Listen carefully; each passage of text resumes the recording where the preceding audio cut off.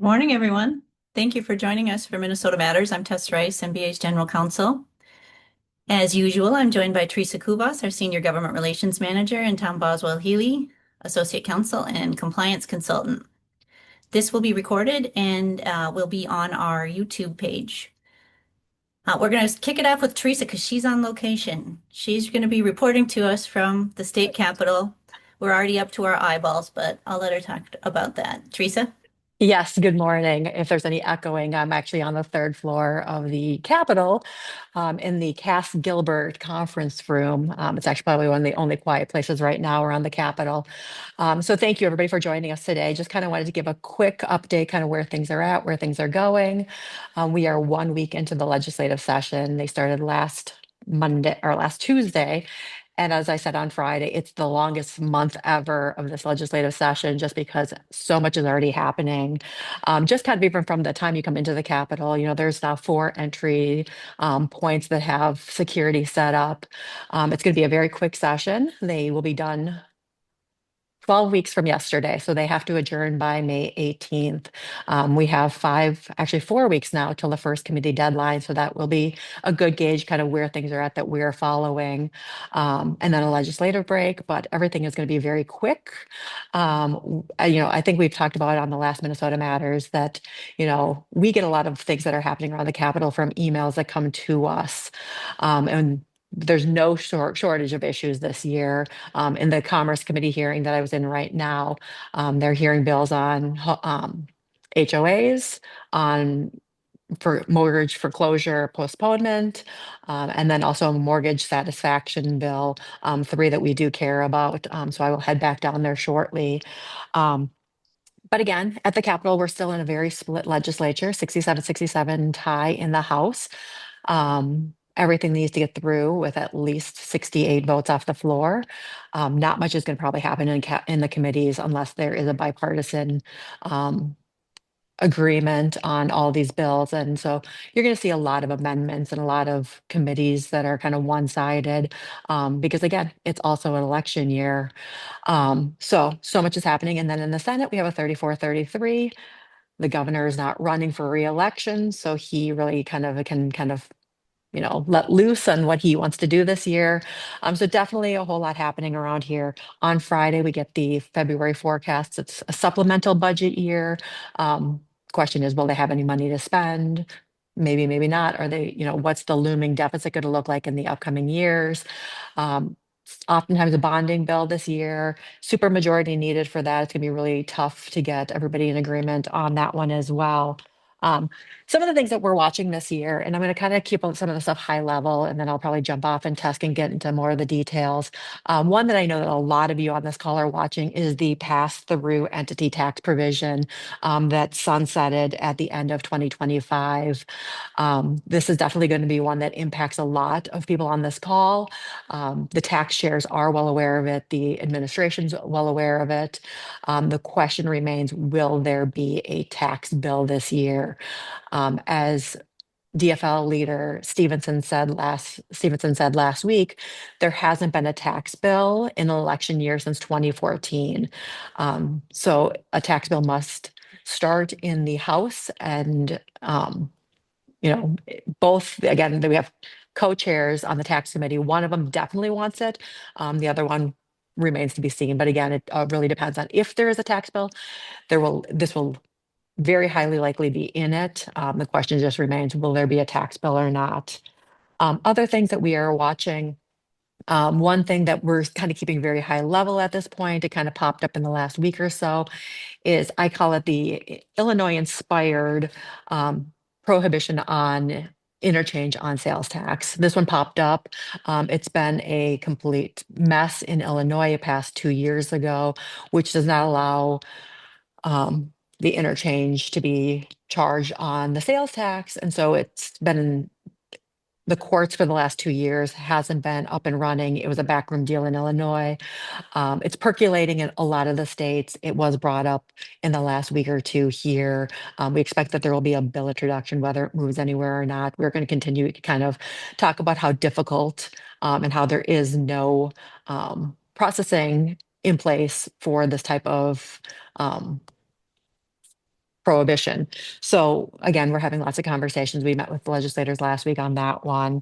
Um, the MBA is looking at a trusted contact language bill this year. Tess can kind of go a little bit in that one.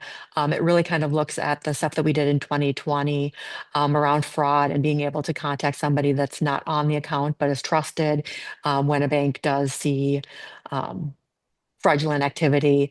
Again, completely voluntary, but that is one that we're currently getting drafted.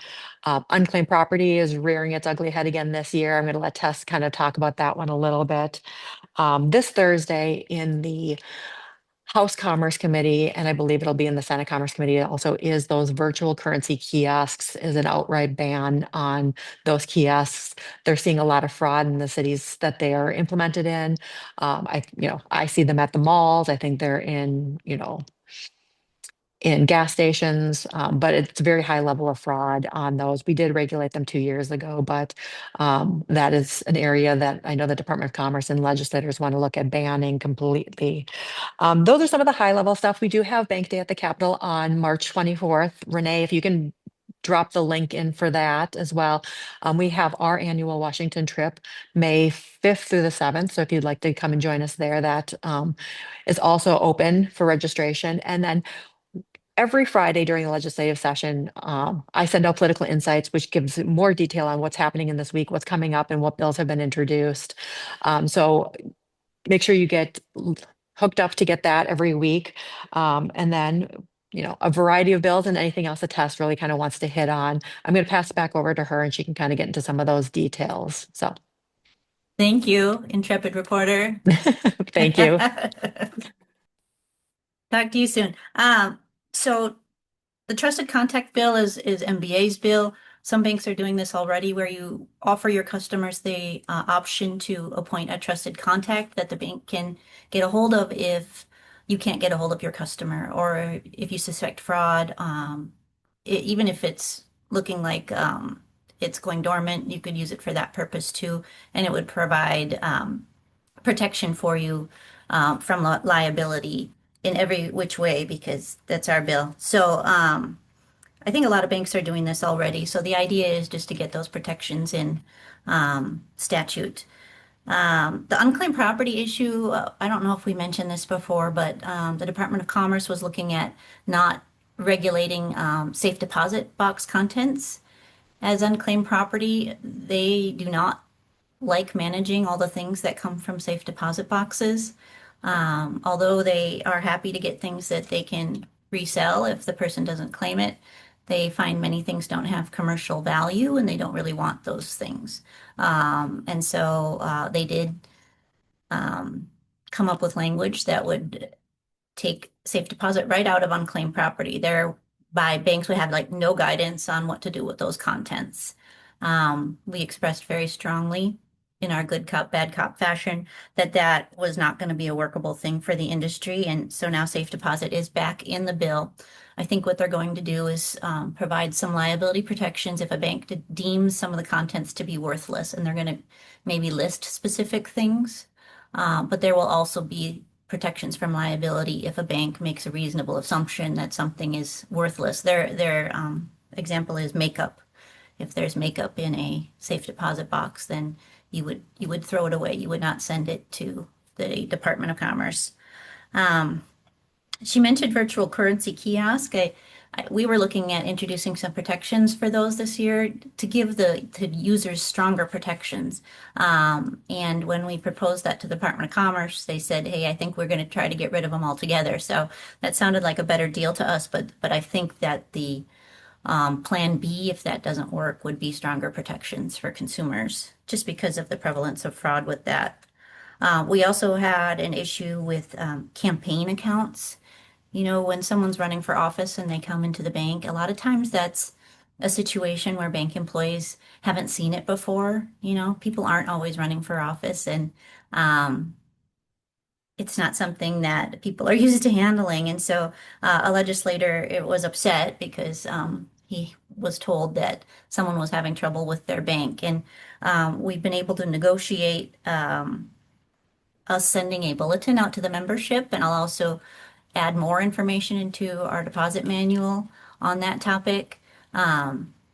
just to make sure everyone understands how campaign accounts are supposed to be set up. There's not a lot of guidance. They're really like an unincorporated organization, so they're not going to have bylaws. They will have, the statewide offices will have something from the office of, well, it'll be in my bulletin, but there's a campaign office that will provide um, some kind of recognition that this is a campaign. Yeah, I guess that's all it is because it's not any kind of organization.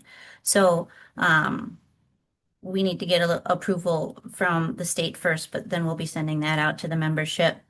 We're also working with auction.com. They want to do foreclosure auctions by the internet.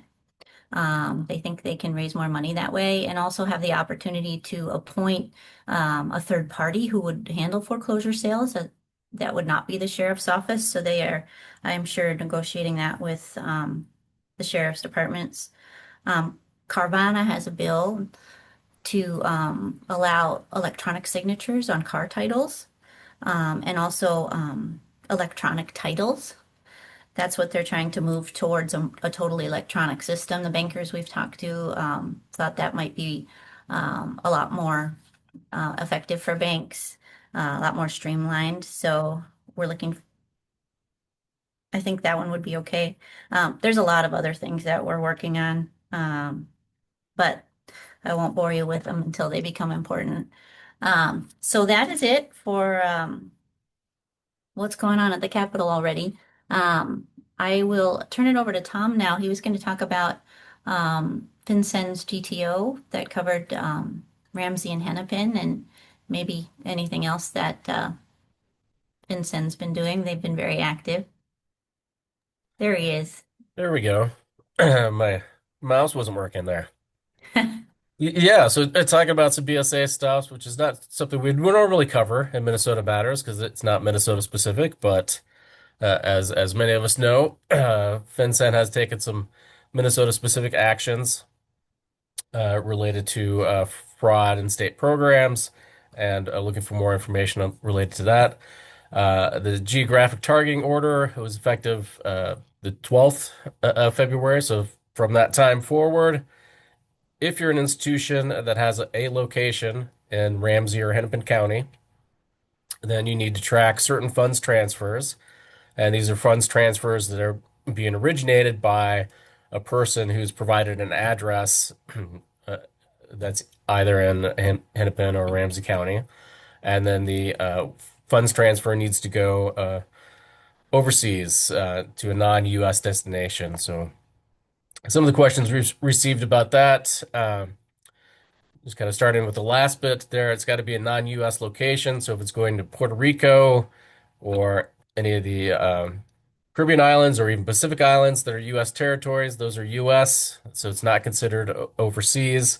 Um, it has to be go to overseas. It applies to either the beneficiary bank, the financial institution, or the beneficiary themselves as well. Um, another big question too was related to whether we're a covered institution, whether we have a location that's in Ramsey or Hennepin County.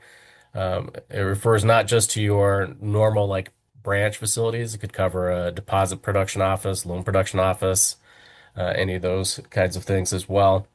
So if you're covered, then you have to capture that. The first reporting for those funds transfers is not due until the end of March. So anything that happens, from the 12th through the end of February is due at the end of March, and then it kind of goes forward like that. And these geographic targeting orders, GTOs, they're temporary, at least to begin with, but they can be renewed. And there's been some other FinCEN GTOs that have been renewed repeatedly.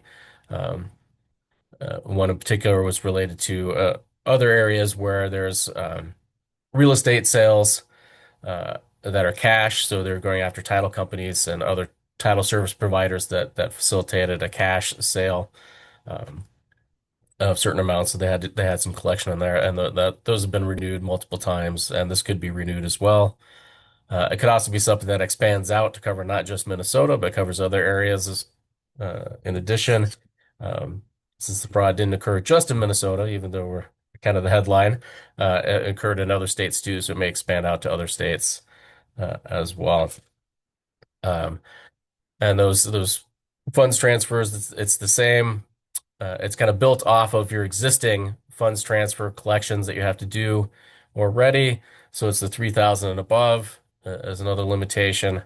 Um, those are kind of the big ones. Let's see. Can't remember other questions we received off the top of my head, but there's one. Another piece I wanted to talk about too was just not too long after the FinCEN geographic target order, they did give back a little bit on beneficial ownership.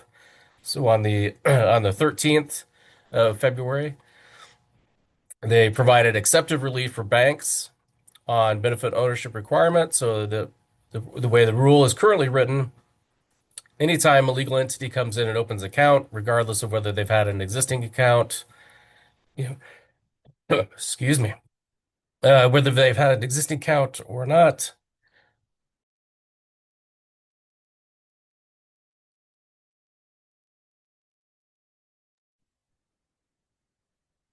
I think we lost Tom. I hope he's all right in there. Yeah. Are you okay in there, Tom? Trying to be. Oh no. I could lost my video. Well, we can hear you. All right. Yeah, I lost my video, but sorry, I'm getting over a cold, so I had to stop to cough for a bit. Excuse me. Uh, but so now banks no longer have to get that beneficial ownership information every time a legal entity opens a new account. So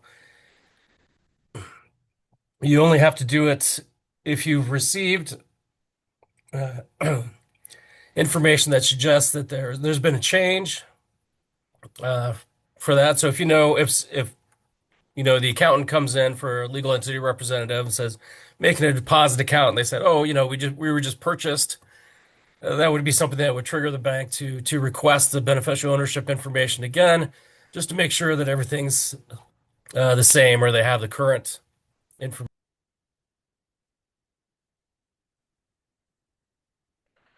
Poor Tom. Ooh, yes, here we go. Too much talking. My throat's wearing out. Um, but yeah, so anytime you receive information that indicates there might have been a change in ownership, then you can re-request that information.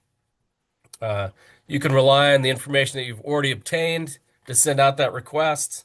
Uh, and then if it comes back where they say, no, this is not accurate, then you need to go through and get that accurate information if they haven't provided on that form. And like any other BSA document, you do need to retain that information and keep the record of what you've received.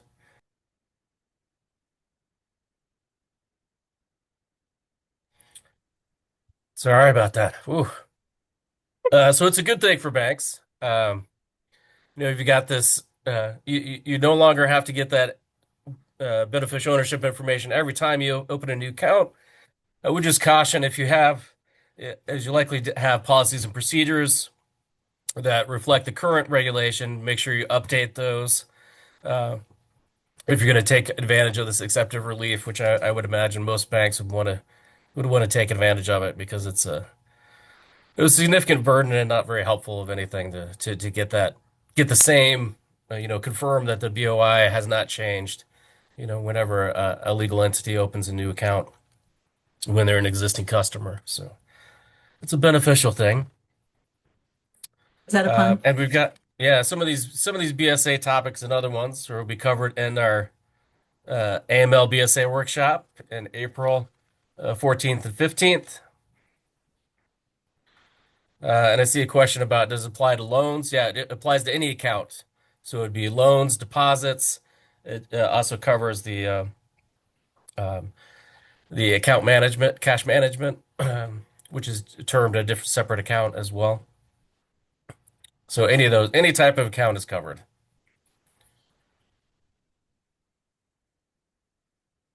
Tom, just to go back to the GTO a second, Yeah. we Oh, do there, my have video Tom came put. back on. There we go. Oh, there you are. Tom put together a flow chart for transactions to see if the GTO applies. So that is on our website, I think under the legal tab, compliance tools.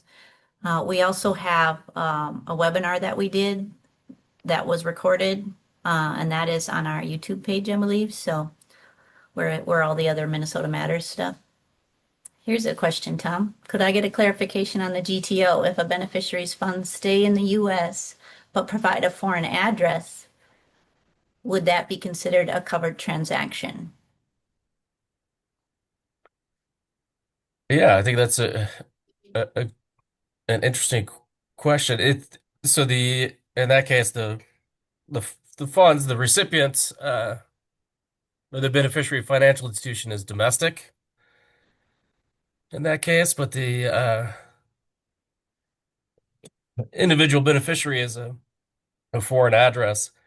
I would have to look on that because I think it's either or the way it's written.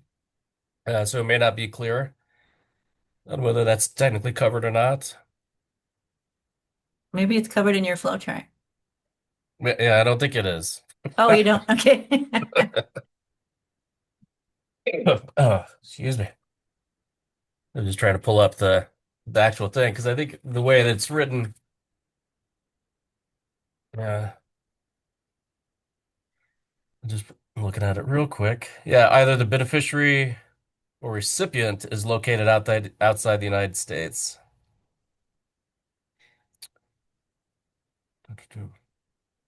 Yeah, or the financial institution is located outside the United States. So I think that would be covered if the recipient of the wire transfer gives a address that's in France or something, but the transfer itself doesn't go outside the U.S. as far as the financial institutions are concerned. I think that would be covered.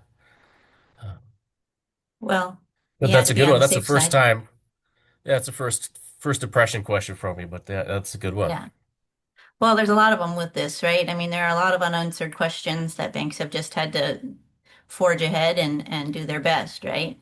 Have you heard about Yes. how it's going from any of your client banks?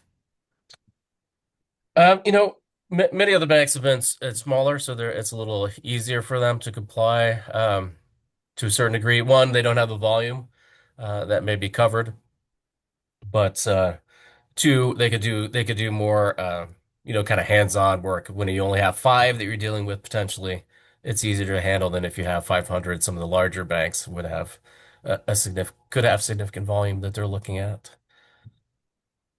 One of the things that came up a lot was the beneficiary's birth date. Yeah, it's Seems any of like, that kind of information that's not typically collected. yeah. Um, so do your best. You can ask if they don't provide it, and I would say just leave it blank.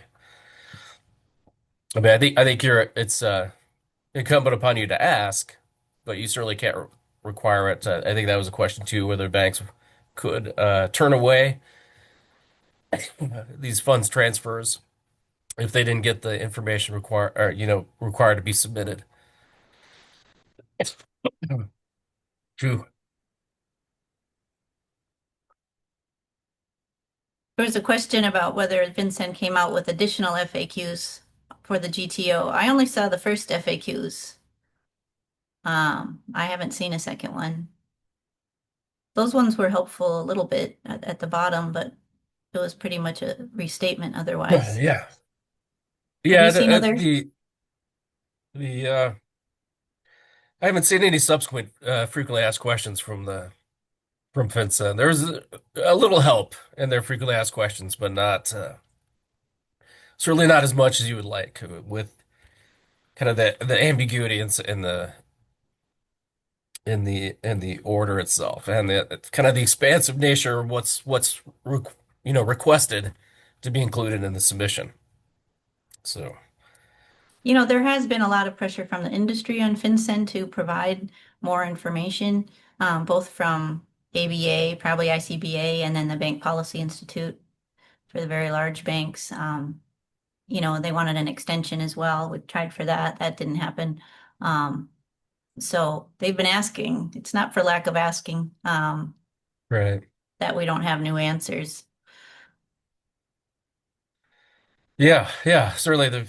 I mean, they received additional information on what we'd like to, kind of information we'd like to see about, and pretty close to when the GTO came out. So they've had it for a few weeks, um, but no additional information yet. Yeah. All right. Well, does that do it for the FinCEN discussion, I Tom? think so. Yeah, kind of the Okay. FinCEN updates. I mean, they kind of take something away, or you add something to you, and then they take something away with the beneficial ownership. So, you know, it could be worse. Could always be worse, I guess. Yeah. That's for sure. All Yeah. right. Thank you, Tom. Thank you to everybody Right, for good. joining us. Again, this is on our YouTube channel. If you missed part of it, you can watch it there. Um, please let us know if you have any topics you'd like us to cover, and we will do that next time. Have a great day. Bye.